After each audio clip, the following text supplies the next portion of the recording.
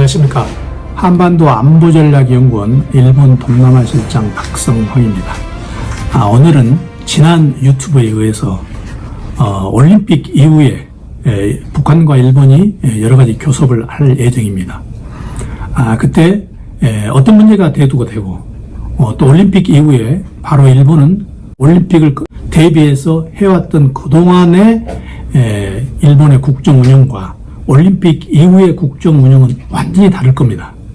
그동안에는 올림픽에 필요한 여러 가지 국정 운영을 했다면 이제는 올림픽을 이미 했기 때문에 앞으로 전혀 다른 차원의 국정 운영을 해 나갈 건데, 우선 9월 달에 중의원 선거가 있습니다. 이 중의원 선거를 어떻게 잘 보내느냐가 지금 스가 총리의 가장 현안이죠. 문제는 중의원 선거에서 지금까지 예로 보면은 계속적으로 북한 문제가 대두가 되어 있었습니다. 일본 경제 문제가 제일 1우선이고 그 다음이 북한 문제였습니다. 왜 북한 문제가 대두되느냐? 일본 선거 국민들의 애국심을 자극하기 위해서는 북한 문제가 굉장히 자극적이라는 얘기죠. 앞으로 9월 달까지 선거까지는 북한 문제가 다시 대두될 가능성이 있습니다. 이 앞전에 말씀드린 납치 일본인 문제 그리고 북한 핵 문제가 대두될 가능성이 있습니다. 그래서 우리가 이 납치 일본인 문제와 왜 납치 일본인 문제가 계속 일본 선거에 대두가 될 가능성이 있는가, 그걸 우리가 규명하기 위해서 납치 일본인 문제와 우익 민족주의 단체의 관계에 대해서 오늘은 집중적으로 말씀을 드리겠습니다. 중의원 선거, 이 직전의 중의원, 4년 전의 중의원 선거에서 주로 어떤 내용을 주 관심 사항이었던가, 또 하나 이 납치 문제하고 우익 민족주의 성향 관계는 지금 어떤 건가, 그리고 앞으로 납치 문제에 대해서 일부 간에 어떻게 합의를 할 수 있을 건가 없을 건가, 여기에 대해서 한번 전망을 해보겠습니다. 4년 전에 일본에서 아베 총리 지휘하에 자민당이 압승을 했습니다. 62% 정도 자민당이 득표를 했죠. 거기다 지금 자민당하고 공명당하고 연정을 지금 하고 있어서 이 둘이 합치면 67.3%가 됩니다. 그러면은 헌법 개정을 해야 되는 지금 3분의 2선 66.6%보다 1%가 더 높은 거죠. 근데 여기에 지금 야당 중에서도 일본 유신회 같은 데는 훨씬 더 극우 단체입니다. 플러스 시키면 거의 80% 석을 차지할 수 있습니다. 그래서 이 자민당 선거, 여기에 일본이 지금 상황으로 봐서는 틀림없이 우익 민족주의 성향의 자민당 의원들이 대다수를 차지할 가능성이 많습니다. 올림픽이 성공을 했던 실패를 했던 간에 지금 구도가 지금 그렇게 돼 있으니까요. 그런데 지금 진보적인 정당, 사민당이나 공산당 같은 경우는 일본에서 지금 3%에 속합니다. 그러니까 거의 지금 미미한 수준으로 봐야 됩니다. 4년 전 중의원 선거에서 자민당이 압승한 원인은 어디 있는가? 그거는 아베 총리가 그동안에 미일 동맹을 공고히 해왔고 아베노믹스를 해왔습니다.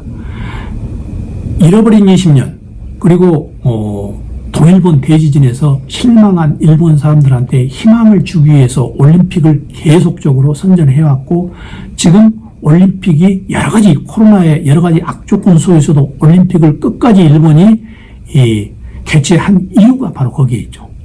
하여튼 아베노믹스가 어느 정도 성공을 했고 미일 동맹이 성공을 해서 외교적으로 성공을 했기 때문에 이 치적을 바탕으로 자민당이 성공을 하게 된 거였습니다. 또 하나, 이때마다 북한 위협론을 들고 나왔습니다. 납치 일본인 문제, 그리고 북한 핵 문제, 그리고 이 때마침 야당이 분열을 했습니다. 그래서 과거 4년 전에 자민당이 압승을 하게 된 거죠. 그래서 이 자민당이 압승을 하게 된 4년 전의 총선의 영향으로 아베는 두 가지 일을 챙겼습니다. 하나는 뭐냐면은 정권의 안정, 또 하나는 아베의 장기 집권. 아베 장기 집권은 바로 우익 민족주의의 장기 집권으로 바로 연결시켜도 되는 상황이죠. 그런데 문제는 그 당시에 우리 북동아 지역은 긴장이 더 조성이 됐죠. 한반도 물론이거니와 그 당시에 푸틴, 시진핑, 아베, 김정은 이렇게 해가지고 민족주의자들, 대립이 굉장히 심했다는 거죠. 그래서 이제 스트롱맨 시대를 계속 유지하는데 아베도 일조를 했다는 겁니다. 그래서 이제 앞으로 올림픽이 끝나고 북일 간의 교섭 가능성을 어떻게 보느냐. 당연히 교섭을 할 수 있습니다. 왜 그러냐. 중요한 선거에서 스가 총리는 지금까지도 그런 얘기를 해왔죠. 계속 김정인 위원장한테 언제든지 어디서든지 만나서 납치 일본인 문제를 논할 수 있다. 스가 총리가 얘기한 건 납치 문제를 해서 납치 문제를 해결하겠다는 뜻이 아니고 우리가 중요한 선거 때 납치 문제를 내가 이렇게 열심히 북한한테 얘기를 해서 해결하려고 노력을 했다고 명분을 축적하기 위했던 겁니다.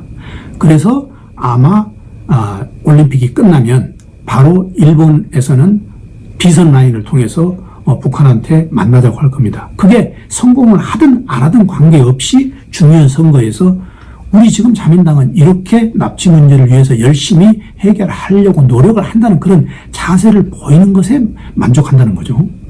과거 2018년에 기타무라 시게루라고 내각 정보관이죠. 지금 한국으로 말하면 국정원장이죠. 과 북한의 통일전선 책략실장 김성애하고 2018년 7월에 만났죠. 그 후로도 또 몽골에서 만났다는 얘기가 있고 그 전에는 또 실무자 간의 접촉이 있었습니다. 그리고 이 비선 접촉은 끊어졌는데 아마 올림픽이 끝나면 비선 접촉이 이루어질 가능성이 있습니다. 자, 그러면은 여기서 잠깐 얘기를 바꿔서 일본의 우익 민족주의에 대해서 우리가 간단히 좀 다시 한번 우리가 점검을 해볼 필요가 있습니다. 한국에서는 통상 일본 사람들한테 우경화 이렇게 자꾸 얘기를 합니다. 근데 저는 그 얘기가 너무 추상적이다. 그리고 너무 개괄적이다. 이렇게 말씀드릴 필요가 있다는 내용이죠. 왜 그러냐면은, 이렇게 생각하시면 됩니다. 어떤 사람이 자기 친구 집에 찾아가가지고 친구가 없어서 친구 아들한테 물어봤어요. 지금, 아버지가 어디 계시니? 그랬더니, 아버지 지금, 동쪽으로 가셨습니다. 이렇게 친구 아들이 대답을 했다면 이게 대답이 제대로 된 대답이겠습니까? 그게 아니죠. 아버지 운동으로 가셨습니다. 아버지 서울에 가셨습니다. 이렇게 대답을 하는 게 올바른 대답이죠. 지금 일본의 정치 성향을 우리가 보통 물어볼 때 일본의 정치 성향이 우익이다, 우경화다 이렇게 말하는 것은 너무 막연합니다.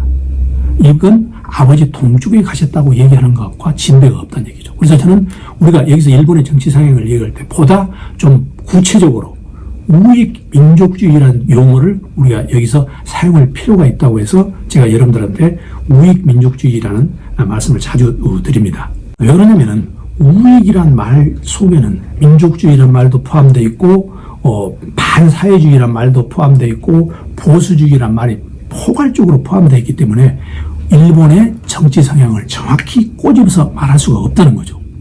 일본의 지금 진보적인 정당은 일본의 3%밖에 해당되지 않잖아요.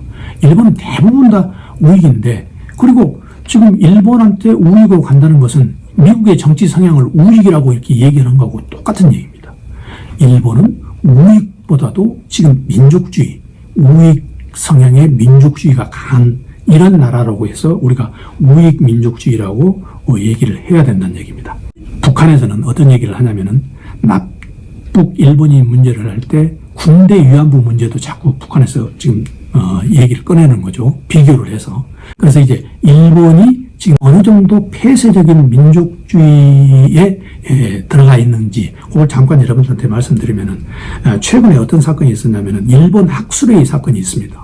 일본 학술회의에서 스가 총리가 그 학술회의 임명을 하는 과정에서 6명 일본 정부에 대해서 비교적 비판하는 그런 사람들한테 6명에 대해서 학술회의 임명을 안 했습니다. 그래서 상당히 문제가 됐었죠. 스가 총리 자신이 총리에 임명될 때 일본에서는 쉽게 말하면 단합하고 야합을 해가지고 밀실 정치를 해서 파벌 영수들 간에 짜고 스가 총리를 전체적으로 밀어준 거죠. 이건 결국 일본이 폐쇄적인 민주주의, 폐쇄적인 민족주의로 하고 있다는 바로 그 증거가 지금 스가 총리에서 우리는 여실히 알 수 있습니다. 이런 일본의 우경화는 스가 총리가 바로 아베 총리의 후신으로 이렇게 봐도 되죠. 근데 아베 총리는 기시노부스케의 외손자죠. 기시노부스케는 과거 전범으로 A급 분류가 됐던 사람이죠. 그리고 일제시대 때 만주에서 산업장관을 했던 사람이죠. 아베 총리는 그러니까 뼛속부터 우익 민족주의 성향이 있었던 사람입니다. 아베 총리의 고향이 야마구치죠.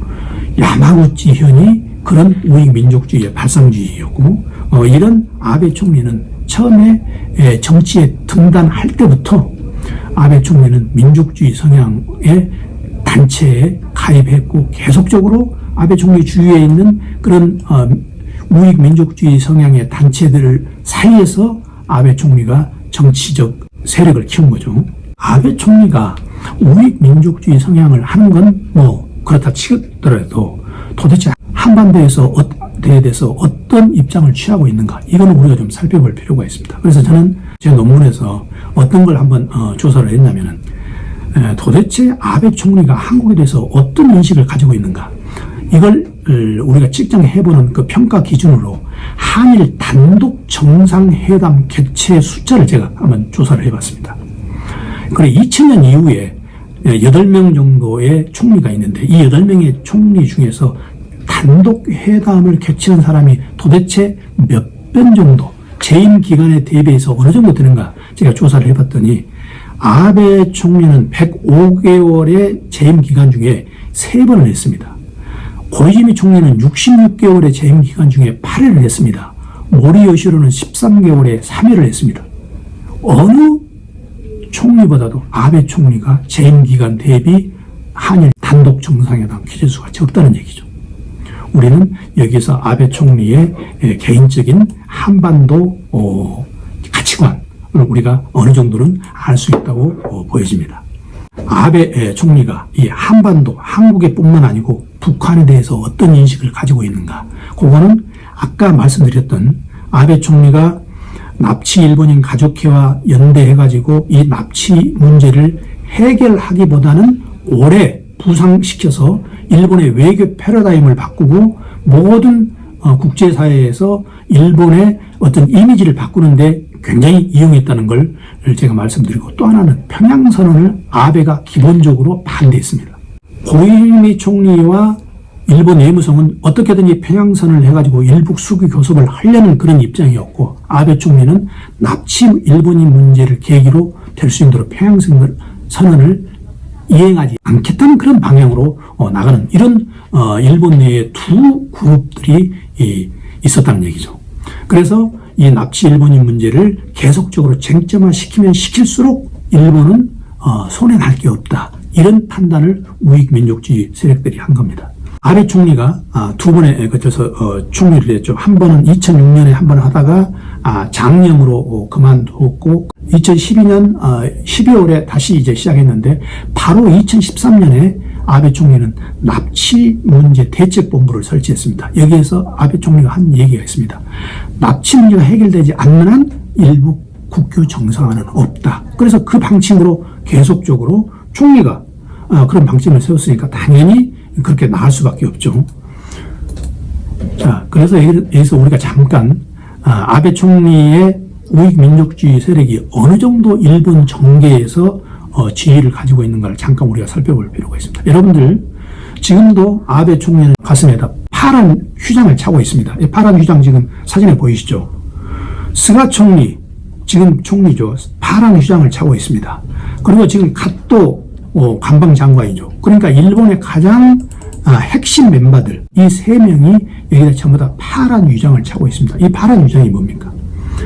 납치 문제를 조속히 해결하려는 운동입니다. 물론 아주 의미는 좋습니다만은, 문제는 이 납치 문제를 너무 해결하기보다는 너무 끌어가지고 일본 외교의 다른 방향으로 이용한다는 거죠. 아베 총리는 외교를 비교적 잘하는 편이죠. 트럼프 대통령, 그 전에 오바마 대통령, 그 다음에 부시 대통령, 전부 이 납치 가족들과 연계를 시키면서 납치 문제를 강조해 왔습니다. 결국 납치의 일본인 문제는 해결을 보지 못하고 지금 20년 동안 지금 표류를 하고 있죠. 미국인은 일시든 동남아든 납치 일본인 문제에 대해서 관련이 있는 국가에 대해서 납치 일본인 문제를 설명하는 건 어느 정도 이해를 할 수 있습니다. 하지만 일본은 아프리카 국제회의 가서도 첫 이슈가 뭐냐면은 납치 일본인 문제를 일본이 지금 열심히 하고 있다는 것을 아주 강조하고 있습니다. 아프리카 사람들은 전혀 납치 문제와 관계가 없음에도 불구하고 또 일본이 강조하는 이유는 뭘까? 우리는 이 외교적인 면에서 이걸 좀 분석을 좀 해볼 필요가 있습니다. 일본은 지금까지의 패러다임, 일본이 2차 대전의 전쟁 전범 국가였고 2차 대전 가해 국가였다는 이 패러다임을 납치 일본인 문제로 인해서 완전히 바꾸려는 그런 외교적인 패러다임 전환 프로젝트를 하고 있는 겁니다. 그래서 우리가 이 납치 일본인 문제가 적어도 우익 민족주의 성향의 어떤 지도층이 바뀌지 않는 한 이 납치 일본인 문제는 해결하기가 당분간 어렵다는 게 저의 전망입니다. 지금 아베 총리의 아바타라고 불리는 스가 총리 그대로 지금 우익 민족주의 이 연구단체에 그대로 지금 속했죠. 6개의 우익 민족주의 연구단체에 속했습니다. 야스쿠니 신사 참배, 교과서 문제, 그 다음에 헌법 개정 문제, 이 전부 다 스가 총리도 똑같은 아베 총리의 지금 뒤를 걷고 있습니다. 그래서 저는 여러분들한테 어떻게 말씀드리고 싶냐면은 이 납치 일본인 문제는 중요한 선거에서도 반드시 나온다. 그리고 또 이 문제는 해결보다는 일본이 이 문제를 어떻게 하면 외교의 패러다임 전환으로 이용하려는가, 거기에 지금 골몰을 하고 있다. 그걸 드리려고 여러분들한테 납치 일본인 문제를 우익 민족주의와 연계시켜가지고 여러분들한테 강조를 한 겁니다. 납치 문제 이해에 여러분들이 조금이라도 도움이 되었으면 고맙겠습니다. 감사합니다.